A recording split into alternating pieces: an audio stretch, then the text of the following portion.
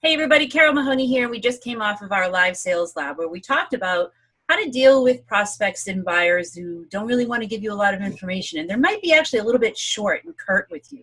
How do you handle that and how do you deal with it?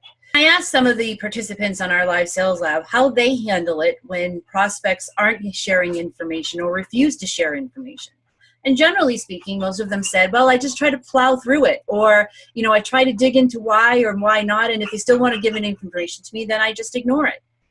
And so I shared with them what I call the pink elephant in the room strategy, and that is calling it out.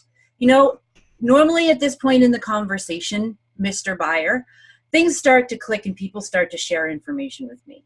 I didn't feel like that's happening here. Is it something that I said or did that's made you uncomfortable? Or you can even try the alternative when someone says, that's not information that I can share with you. My response is can't or won't. And I leave it at that and I let them explain.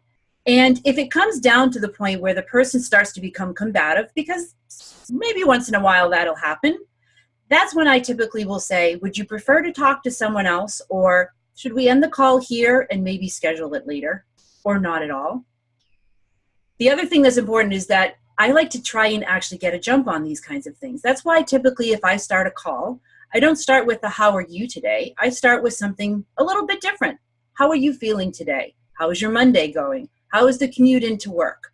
I want to try and get a sense of really where is their head at? What is their mindset at? Are they in a good mood or are they in a negative mood? And that's going to make this all that much more difficult.